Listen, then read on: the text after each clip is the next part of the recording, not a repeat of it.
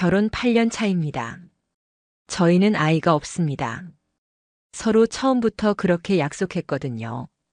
우리는 둘이서도 충분히 행복할 수 있어. 그게 우리의 신념이자 사랑의 방식이라고 믿었어요. 그런데 요즘은 그 믿음이 흔들립니다. 아니, 어쩌면 이미 많이 부서진 것 같아요. 집은 조용합니다. 말이 없어요. 식사 시간에도 잠들기 전에도. 예전엔 정막 속에서도 따뜻함이 있었는데 이제는 그저 공허함만 남아있네요. 아내는 패션 쪽에 종사하는 프리랜서 디자이너입니다. 출퇴근 시간이 없고 일의 경계도 흐릿하죠. 처음엔 그 자유로움이 멋져 보였어요. 근데 요즘은 뭔가 많이 달라졌습니다. 야외 작업이 많다며 외출이 잦아졌고 회의가 있다며 늦게 들어오는 날이 늘었어요. 핸드폰은 항상 뒤집혀져 있고 심지어 샤워할 때도 가지고 들어가더라고요. 처음엔 그냥 예민해진 내 탓이라고 생각했습니다. 회사 일이 많아져서 스트레스가 쌓인 상태였으니까요. 그날도 그런 날이었어요. 저녁을 먹고 거실에 앉아 있는데 아내가 알 수 없는 이유로 자주 웃더라고요. 휴대폰을 보면서. 물론 아무것도 묻지 않았습니다. 괜히 오해받기 싫었거든요. 하지만 이상했어요. 무언가 분명히 달라졌다는 느낌. 말은 안 해도 느껴지는 그 거리감. 사람 사이에 있는 공기의 온도가 어느 순간 확 변한 걸 눈치는 채기 마련이잖아요. 그날 밤 아내는 늦게 들어왔어요. 11시를 넘긴 시각. 오늘 좀 늦었네? 조심스럽게 물었습니다. 그녀는 미소를 지으며 말했어요. 미팅 끝나고 고객 회사 직원들이랑 회식 겸 간단하게 한잔했어. 그리고는 씻고 바로 누웠습니다. 거짓말 같진 않았습니다. 그런데 이상하게 속이 쓰리더라고요. 다음 날 아침 아내는 평소보다 일찍 나갔어요. 야외 작업이 있다며 메이크업까지 한 상태로. 커피를 마시던 중 집에 있는 그녀의 노트북에 불이 들어와 있는 걸 봤습니다. 일부러 들여다보진 않았어요. 정말이에요. 다만 그 순간 문득 한 문장이 떠올랐습니다. 나는 그녀를 정말 알고 있는 걸까? 어쩌면 몰랐던 건지도 모르죠. 아내가 어떤 사람인지, 무엇을 느끼는지, 무엇을 감추고 있는지. 그날 이후로 작은 것들이 계속 마음에 걸리기 시작했습니다. 샤워하고 나온 그녀의 목에 남은 향수 냄새. 아내는 원래 향수를 거의 안 쓰는 사람이에요. 어느 날 식탁 위에 놓인 택배 상자. 명품 브랜드 로고가 선명한 작은 상자. 평소 아내가 제 카드를 사용하거든요. 그런데 제 카드 사용 내역엔 그런 구매가 없었습니다. 이건 뭐야? 고객한테 받은 선물이야. 런칭 기념으로 받았어. 눈을 피하며 대답하더군요. 그냥 넘어갔어요. 하지만 가슴이 철렁했습니다. 그 말투, 그 눈빛이 너무 낯설었거든요. 하루 이틀 그렇게 시간이 흘렀습니다. 그러던 어느 날 평소처럼 퇴근해 현관문을 여는데 문득 이상한 생각이 들었어요. 이 집에 나만 살고 있는 건 아닐까? 서로 같이 있는데도 같이 있는 느낌이 전혀 없는 집. 결혼 초엔 이 집이 너무 좋았습니다. 함께 가구를 고르고 벽지를 고르고 소파 색깔 하나하나까지도 서로 맞춰보던 그 시간들. 지금은요. 그 모든 게 남의 집 이야기 같아요. 아내는 더 이상 저를 바라보지 않는 듯 했고 저도 점점 말을 아끼게 됐습니다. 아니, 어쩌면 겁이 났는지도 모르겠습니다. 그녀가 내게 무슨 말을 할까봐. 혹시라도 모든 걸 끝내자고 말할까봐. 그럴 용기가 제게는 없었습니다. 그래서 외면했어요. 애써 아무렇지 않은 척. 모든 걸 알면서도 모르는 척. 그게 더 나을 것 같아서요. 하지만 인간의 감각은 참 신기한 게 작은 틈 하나로도 큰 의심이 자라납니다.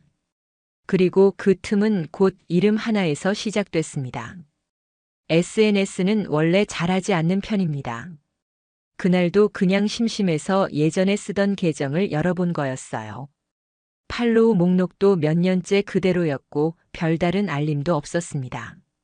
그런데 이상하게도 익숙한 이름 하나가 눈에 띄었어요. 한지석. 한참을 멈췄습니다. 머릿속이 하얘졌어요. 대학 시절 같은 과였고 꽤 친하게 지냈던 친구였습니다. 술도 자주 마셨고 연애 상담도 했던 그런 사이. 졸업하고 나서는 몇 년간 연락이 끊겼었고요. 그 이름이 아내 게시물에 댓글로 달려 있더라고요. 사진 너무 좋다. 감성 여전하네. 처음엔 그냥 반가운 마음이었습니다. 하지만 다시 보니 이상하게 신경이 쓰였어요. 지석이라는 친구가 좀 가벼운 성향이 있었던 친구였어요. 그런 지석이가 아내에게 감성 타령? 그것도 몇 개의 게시물에 연달아 댓글을 달고 있었습니다. 이거 뭐지? 괜히 찝찝한 마음이 들었죠. 그날 밤 자연스럽게 아내에게 물었습니다. 지석이, 너도 알지? 대학 때 친구. 걔가 너 게시물에 댓글 달았던데? 아내는 잠시 멈칫하더니 그냥 웃으며 말했습니다. 아, 지석 씨? 요즘 일적으로 도움 좀 받고 있어. 촬영 코디네이터 한 명 소개해줬거든. 말은 자연스러웠지만 그녀의 눈빛이 묘하게 흔들리고 있었습니다. 그날 이후로 지석이라는 이름이 머릿속을 떠나지 않았어요. 도대체 언제부터 다시 연락을 하게 된 걸까? 내가 모르는 그들의 교류는 얼마나 될까? 며칠 후 아내의 휴대폰이 식탁 위에 놓여 있었습니다. 마침 그녀는 욕실에 있었고요. 무심코 화면을 봤는데 알림창에 지석 오빠라는 이름이 떴습니다. 가슴이 철렁했습니다. 순간 심장이 빠르게 뛰었습니다. 알림 내용은 단순했어요. 오늘도 수고했어. 너랑 있으면 시간이 금방 가. 이건 업무상의 대화가 아니었습니다. 절대 아니었어요. 그날 밤 잠이 오지 않았습니다. 아내는 옆에서 깊게 잠든 듯 했지만 저는 숨이 막혔습니다. 불안과 분노가 얽히며 목까지 올라왔어요. 다음 날부터 저는 조금씩 아내를 관찰하기 시작했습니다. 별말 없이 일상을 지켜보는 척하면서 작은 변화들을 눈에 담았죠. 화장은 전보다 더 정성스럽게 하더라고요. 옷도 바뀌었고 향수도 다른 걸 뿌리기 시작했어요. 그러면서도 저에겐 아무렇지 않게 굴었습니다. 오히려 더 밝고 다정하게. 그게 더 무서웠습니다. 이 사람은 도대체 무슨 생각으로 나와 함께 있는 걸까?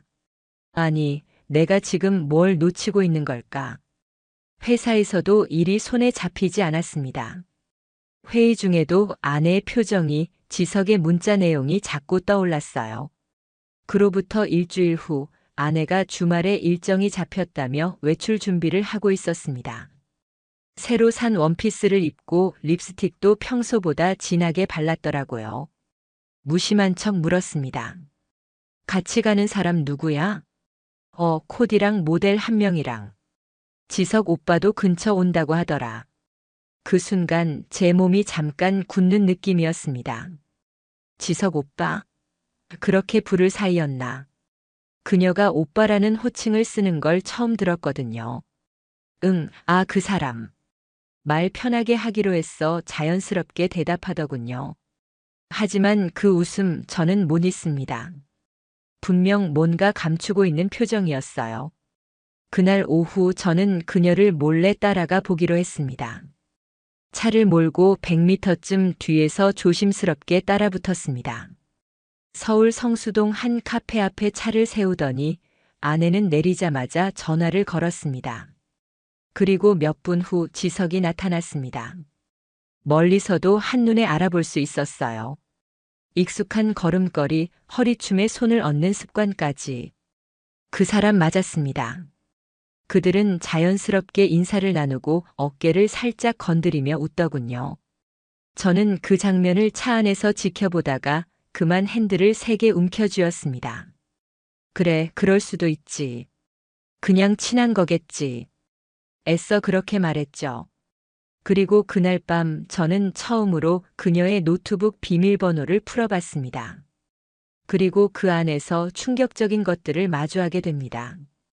비밀번호는 여전히 우리의 결혼 기념일이었습니다. 그 사실이 더 씁쓸하더군요. 겉으론 변한 게 없는 척하면서 속은 이미 전혀 다른 곳을 보고 있었다는 뜻이니까요. 노트북을 연 순간 저는 스스로에게 다짐했습니다. 이건 감정으로 보지 말자. 이건 그냥 진실을 확인하는 과정이다. 메일함, 메신저, 일정표, 클라우드. 하나하나 열어보며 단서를 찾기 시작했습니다. 그리고 얼마 지나지 않아 문제의 흔적이 나타났습니다. 사진 폴더 안 프로젝트라는 이름의 하위 폴더 속에서 누가 봐도 작업용으로 보이게 이름을 붙여놓은 그 안에 한눈에 봐도 개인적인 사진들이 있었어요. 술잔을 부딪히는 사진, 늦은 밤 조명 아래 마주 앉은 테이블, 심지어 서로의 어깨에 기대고 찍은 셀카도. 그중 하나는 아내가 입고 나간 바로 그날의 옷이었어요. 숨이 턱 막혔습니다. 아, 이게 진짜구나. 그제야 그동안의 퍼즐이 하나씩 맞춰졌습니다. 택배 상자 속의 명품 상자. 야근이라는 핑계의 늦은 귀가. 바뀐 향수와 웃음의 온도. 모든 게 그 사람이었다는 걸 확신하게 됐습니다. 그 순간 분노가 치밀어 오르기도 했지만 이상하게 차분해지더군요. 그래. 이제는 감정이 아니라 행동으로 보여줄 때다. 다음 날 아침 아내는 평소처럼 옷을 입고 외출 준비를 하고 있었습니다. 오늘도 야외 일정? 응. 오전엔 미팅, 오후엔 야외에서 작업 있어. 늦을지도 몰라. 자연스럽게 말을 이어가는 그녀를 보며 저는 아무렇지 않게 고개를 끄덕였습니다. 그리고 그녀가 나간 직후 차량 위치 추적 앱을 실행했습니다. 예전에 둘이 함께 썼던 차량 관리 앱. 아직 계정이 남아 있었습니다. 그녀의 차량은 오전 11시 45분 강남 도산공원 근처에 있었습니다. 그리고 오후 2시 차량은 잠실의 한 호텔에 멈췄습니다. 호텔? 잠깐 손이 떨렸습니다. 아무렇지 않게 앉아있던 몸이 금세 긴장으로 굳어갔어요. 잠시 후 이름 모를 짜증과 참을 수 없는 궁금증에 결국 차 키를 들고 나섰습니다. 호텔 앞 주차장. 실제로 거기에 그녀의 차가 있었습니다. 그 자리에서 몇 분간 움직이지 못했습니다. 설마 아니겠지. 아무리 그래도 진짜 호텔은 아니겠지. 하지만 직감은 늘 맞습니다.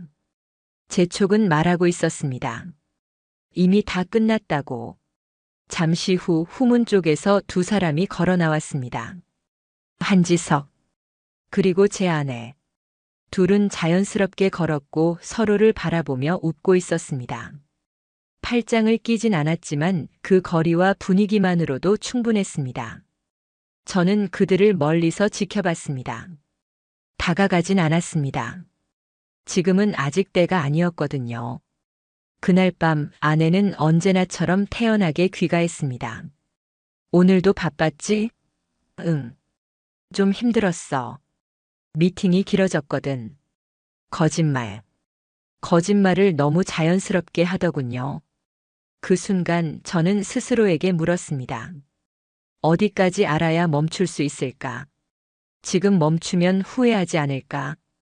더는 바보처럼 살고 싶지 않았습니다. 그날 밤 혼자 소파에 앉아 불 꺼진 거실을 바라봤습니다. 아내는 이미 잠든 듯 했고 집안은 조용했습니다. 가만히 있다 보니 이 집이 더 이상 제 공간 같지 않더군요. 숨이 막혔습니다. 분노와 절망 사이 어딘가에서 감정이 꼬여만 갔어요.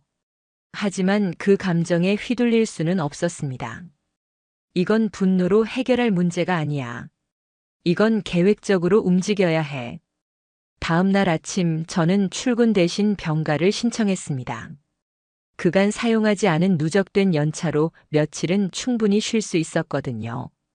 그리고 그 시간을 오롯이 정리에 쓰기로 했습니다. 먼저 변호사를 찾았습니다. 서울 서초동의 한 사무실. 지인의 소개로 조용히 상담을 진행했어요. 상간자 소송은 가능하십니다. 다만 명확한 증거가 있어야 하고요. 두 사람이 부적절한 관계였다는 정황 외에 호텔 출입 기록, 메시지 내용, 통화 내역 등이 있으면 유리합니다. 이미 일부 확보한 자료는 있었지만 더 필요했습니다. 그래서 포렌식 업체에 의뢰하기로 했어요. 그 업체는 휴대폰에서 삭제된 메시지 복구, 클라우드 자동 저장 사진 복원, 심지어 통화 녹취 여부까지 확인 가능하다고 하더군요. 저는 아내의 태블릿을 조심스럽게 전달했고 휴대폰 백업 파일도 함께 넘겼습니다. 그 순간 분노도 있었지만 그보다 더 컸던 건 모멸감이었습니다. 내가 매일같이 믿고 마주보던 사람이 내 눈앞에서 이렇게까지 다른 얼굴을 하고 있었다는 사실. 그게 견딜 수 없었어요. 그로부터 일주일 자료 정리가 점점 끝나가고 있었습니다. 호텔 출입 내역 캡처, 두 사람 간 메시지 수십 건, 데이트로 의심되는 장소 위치 기록들. 심지어 지석이라는 남자가 아내 외에도 다른 여성들과 연락을 주고받은 흔적까지 나왔습니다. 이놈 대체 뭐지? 처음엔 그냥 우연히 다시 만난 인연이라 생각했는데 알고 보니 단순한 바람 상대가 아니었던 거죠. 문득 아내가 너무 불쌍하다는 생각도 들었습니다. 지석에게 아내는 수단이었을 뿐이고 그녀는 그걸 모르고 있었다는 게 아이러니하게도 가슴을 아프게 만들었습니다. 그런데도 저는 멈추지 않았습니다. 이제는 돌아갈 수 없었거든요. 모든 자료를 정리한 날 저는 스스로에게 다시 묻습니다. 이 사람을 용서할 수 있나? 이 사람과 다시 사랑이라는 걸 할 수 있을까? 결론은 명확했습니다. 그날 밤 저는 조용히 아내를 바라봤습니다. 소파에 앉아 책을 읽는 그녀의 옆모습. 여전히 아름다웠지만 그 속에 있는 진심은 더 이상 보이지 않았어요. 요즘 많이 지쳐 보여. 우리 대화가 필요할 것 같아. 잠시 정적이 흘렀고 아내는 고개를 살짝 돌렸습니다. 응? 그녀가 놀란 듯 말했어요. 저는 그 말에 그냥 웃었습니다. 그리고 그 다음 날 결정적인 증거가 담긴 USB 하나를 준비했습니다. 모든 걸 정리해 담은 작은 장치 하나. 그걸 그녀 손에 직접 건네기로 마음먹었습니다. 제 심장은 요동쳤지만 감정은 없습니다. 복수는 감정이 아닙니다. 정확함이고 차가운 선택입니다. 주말 오후였습니다. 비가 조금씩 내리던 날. 아내는 집에 있었고 저는 조용히 USB를 책상 위에 올려두었습니다. 이건 뭐야? 그녀가 물었습니다. 저는 눈을 피하지 않고 말했어요. 그냥 같이 보면 좋을 것 같아서. 우리 이야기야. 그녀는 잠시 망설이다가 노트북에 USB를 꽂았습니다. 그 안엔 하나의 폴더만 있었어요. 이름은 2024 기록.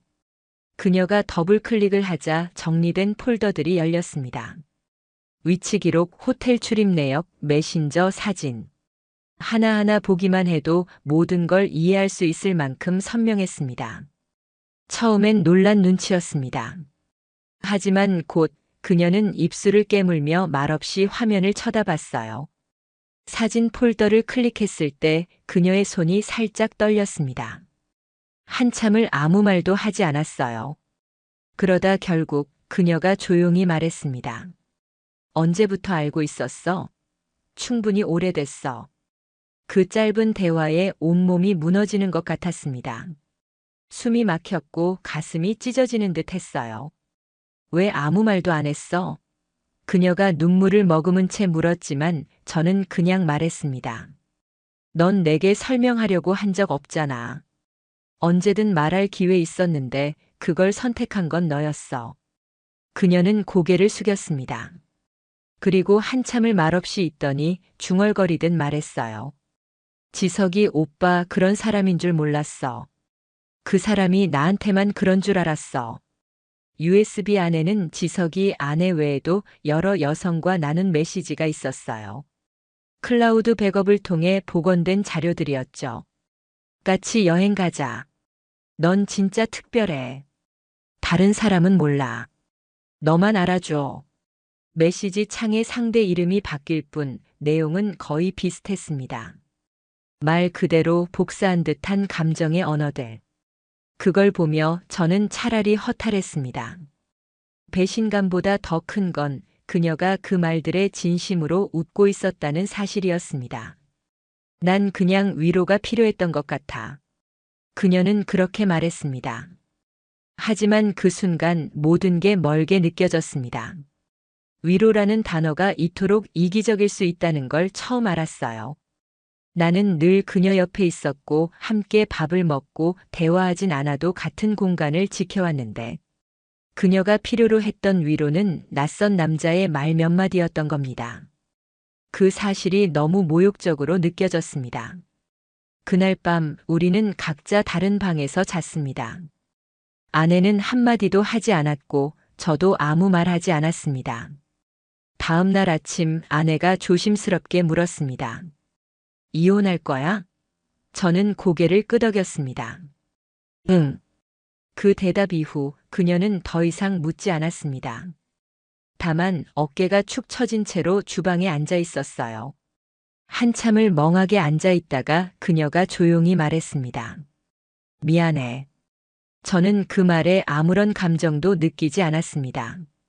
너무 늦었고 이미 무너진 신뢰는 되돌릴 수 없었으니까요. 그녀가 울었는지도 모르겠습니다. 그날 하루 저는 어떤 감정도 느끼지 않으려 애썼거든요. 이건 감정의 문제가 아니니까요. 그저 끝을 정리하는 일일 뿐. USB를 건넨 다음 날부터 저는 더 이상 아내와 눈을 마주치지 않았습니다. 그녀 역시 아무 말 없이 조용히 움직였습니다. 서로가 이미 끝이라는 걸 알고 있었거든요. 하지만 한 사람, 아직 아무런 대가도 치르지 않은 이가 있었습니다. 한지석. 그놈은 내 삶을 조용히 무너뜨린 존재였고 그런 주제에 책임감이라는 단어조차 몰랐습니다. 그를 직접 만나진 않았습니다. 그럴 필요도 없었고 내가 원하는 방식은 정면 충돌이 아니었으니까요. 제가 선택한 방법은 그의 일터를 통해 움직이는 것이었습니다. 지석은 중견 광고 대행사의 콘텐츠 팀장으로 일하고 있었습니다. 프리랜서와의 외부 협업이 잦은 만큼 이미 업계에선 나름 평판도 있고 영향력도 있었죠. 저는 준비해둔 자료들을 모았습니다. 그와 아내의 개인적 관계가 직업적으로 얽혀 있었다는 정황, 회사 자산을 개인 만남에 활용한 흔적, 심지어 다른 프리랜서 여성들과 나눈 부적절한 메시지까지. 이 모든 자료를 정리해 지석의 회사 대표 앞으로 익명 민원을 접수했습니다.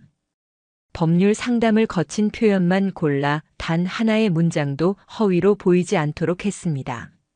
민원이 접수된 지 며칠 후 지석의 이름이 회사 홈페이지 인사공지에서 사라졌습니다. 직접적으로 해고된 건 아니지만 콘텐츠 팀의 대외 협업 담당에서 배제됐다는 소문이 돌기 시작했죠. 지석은 그 후로도 몇 번 아내에게 연락을 시도했습니다. 하지만 아내는 그 전화에 받지 않았어요. 그러다 어느 날 아내가 제게 말했습니다. 지석이 그 사람한테 연락 와도 이제 더 이상 연락 안 받아. 왜 그걸 나한테 말하는 거야? 그녀는 울지도 않았고 화내지도 않았습니다. 그냥 공허해 보였어요. 다 잃은 사람의 얼굴. 그 말 외엔 달리 표현할 방법이 없었습니다. 사람이란 게 그렇더군요. 누군가를 향한 감정이 다 타버리고 나면 안쓰러움조차 연민이 아닌 무관심으로 바뀝니다. 아내는 더 이상 지석을 기다리지도 저를 붙잡지도 않았습니다. 그저 조용히 무너져가고 있었어요. 며칠 후 아내는 부모님 댁으로 잠시 다녀오겠다며 짐을 챙겼습니다. 작은 캐리어 하나. 그걸 보면서 생각했어요. 이 집을 떠나는 사람은 그녀지만 사실상 내 안에서 떠나보낸 건 이미 오래전이라는 걸.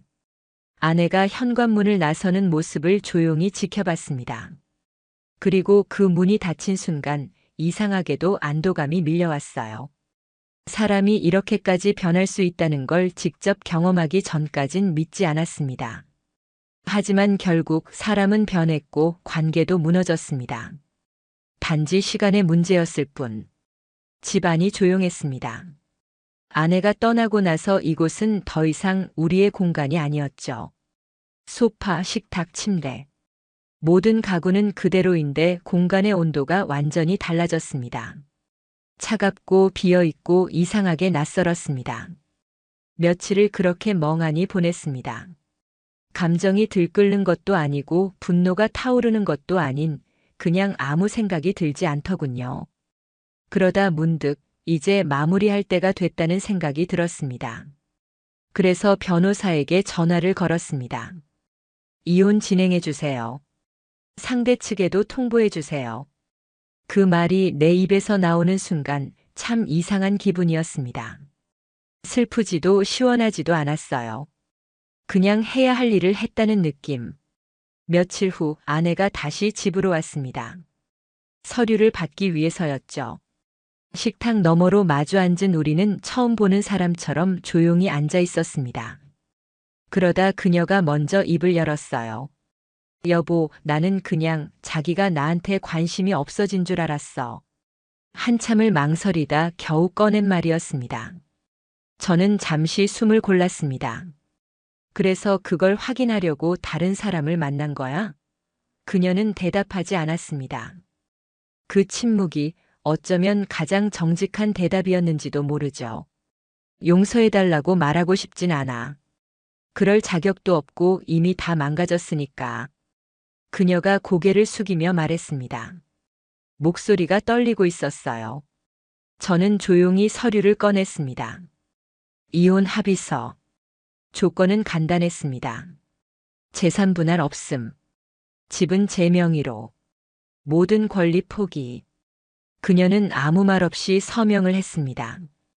그렇게 우리는 8년의 결혼 생활을 정리했습니다. 서류를 건네받은 후 제가 마지막으로 말했습니다. 용서를 구하는 건 내 자유야. 하지만 용서할 의무는 내게 없어. 그녀는 아무 말 없이 고개를 끄덕였습니다. 그 순간 가슴이 찢어지는 아픔이 밀려왔습니다. 이 사람이 한때 내가 전부였던 사람이었는데 이제는 남보다도 더 먼 존재가 되어버렸다는 사실이. 아내가 떠나고 서류를 봉투에 넣은 뒤 저는 그대로 거실에 앉았습니다. 눈물이 나지는 않았습니다. 하지만 온몸에 전율이 흘렀습니다. 마치 몸속 어딘가 내가 부여잡고 있던 무언가가 완전히 빠져나간 느낌이었어요. 그날 밤 아무것도 하지 않고 그저 조용히 커튼을 열었습니다. 밖에는 가을비가 내리고 있었어요. 그걸 보며 생각했습니다. 이제 정말 끝났구나. 긴 터널 같았던 지난 몇 달이 이제야 끝난 것 같았습니다. 그리고 저는 다시 시작할 준비를 해야 했습니다. 몇 달이 흘렀습니다. 이혼 서류에 도장이 찍힌 이후 모든 것이 조금씩 달라졌습니다. 우선 집을 정리했습니다. 그녀와 함께 고른 커튼, 둘이 마주 앉았던 식탁, 침대 옆 협탁에 놓여있던 조명까지. 하나씩 버리기보단 그냥 새로 시작하는 게 낫겠더군요. 부동산을 통해 집을 정리했고 조용한 동네의 작은 아파트로 옮겼습니다. 낯선 공간에 처음 들어섰을 때 기분이 묘했습니다. 그런데 이상하게도 숨이 편하더군요. 누구의 눈치도 보지 않아도 되고 어떤 감정도 애써 감추지 않아도 되는 공간. 새로운 침대, 새 커튼, 직접 고른 조명 아래에서 조금씩 일상을 다시 맞춰갔습니다. 출근 전 아침 햇살을 맞으며 커피를 내리고 작은 선반 위에 책 한 권을 올려두고 그렇게 하루를 시작하는 게 이제는 낯설지 않습니다. 가끔씩 그녀가 생각나기도 합니다. 그 사람이 어떤 표정으로 그날 나를 마주했는지, 무슨 마음으로 지석을 만났는지. 하지만 이제는 더 이상 원망하지 않습니다. 그건 제 몫이 아니니까요. 그건 그 사람의 선택이었고 그 대가는 이미 충분히 치렀다고 생각합니다. 지석이 어떻게 살고 있는지는 모릅니다. 더 이상 궁금하지도 않고요. 다만 그 일이 없었다면 나는 지금 이 자리에 있지 못했을 겁니다. 그 고통스러웠던 시간들이 결국은 나를 다시 일으켜 세운 셈이니까요. 지금 이 순간 새로 이사한 집의 창가에 앉아 커피를 내리고 있으면 문득 그런 생각이 듭니다. 내가 무너졌다고 생각했던 그 순간 정작 무너진 건 나 자신이 아니라 내가 믿고 있었던 착각들이었구나. 나는 여전히 나고 나는 여전히 살아 있습니다. 그리고 무엇보다 나는 이제 나를 다시 지킬 수 있는 사람이 되었다는 것. 그게 이 이야기의 마지막이자 내 인생의 새로운 시작입니다.